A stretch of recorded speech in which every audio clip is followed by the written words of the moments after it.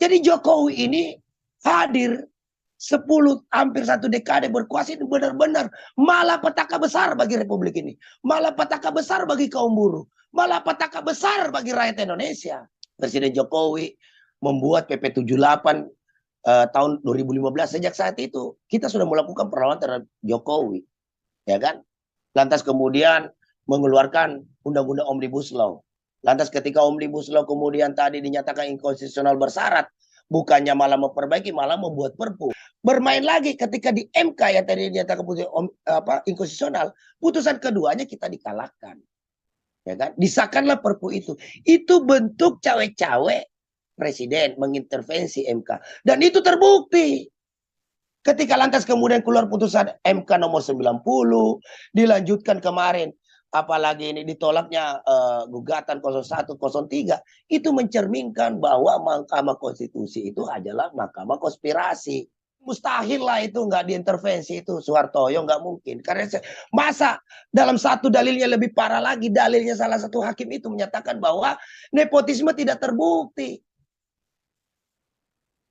Bagaimana mungkin seorang hakim? Makanya kita nyatakan mereka itu hakim goblok, penjahat demokrasi. Masa nepotisme aja dia nyatakan tidak terbukti? Apa tidak jelas itu hubungan Gibran dengan Jokowi? Bapak anak, Usman dengan Gibran itu adalah anak paman.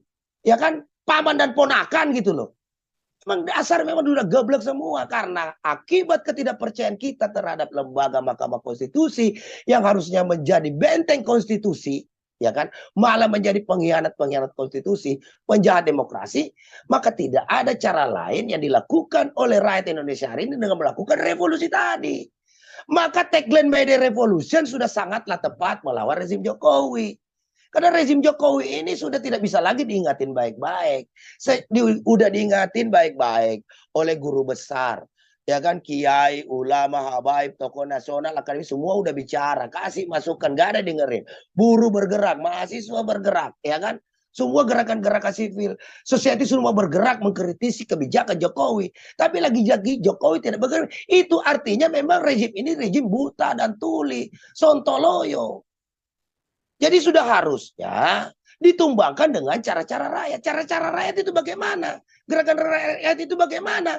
Ya sudah, lakukan revolusi, gerakan perlawanan rakyat, ya kan? Karena nenek moyang buruh mengajarkan tahun 1886 itu adalah demonstrasi sekaligus mogok nasional. Mereka waktu melakukan mogok kerja. Gue juga sudah tahu bahwa mogok kerja adalah senjata pamungkas bagi kaum buruh untuk membungkam kapitalis itu. Jadi lawan kami jelas, musuh kami jelas adalah Presiden Jokowi, presiden yang harus segera ditangkap dan diadili, yang harus segera dilengsarkan, yang harus diturunkan karena sudah bikin hancur konstitusi kita, sudah menciptakan pemilu sampah, dan sudah menciptakan pemilu yang ugal-ugalan, brutal, amburadul, yang kejahatannya itu dilakukan, kecurangan-kecurangannya itu dilakukan secara STMJ. Sistematis, terstruktur, masif dan jahat, sekaligus jahanam.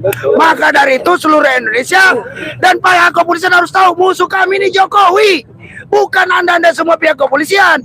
Polisi dengan rakyat adalah saudara, TNI dengan rakyat adalah saudara. Musuh kita adalah ketidakadilan rezim Jokowi yang menciptakan pemilu sampah. Maka dari itu saya serukan kepada seluruh rakyat Indonesia, kita minta turunkan Jokowi, lengsarkan Jokowi, masgulkan Jokowi. Jokowi harus mundur sebagai Presiden Republik Indonesia karena sudah tidak layak lagi menjabat sebagai Presiden Republik Indonesia. Kita pecat Jokowi tanpa pesangon, setuju?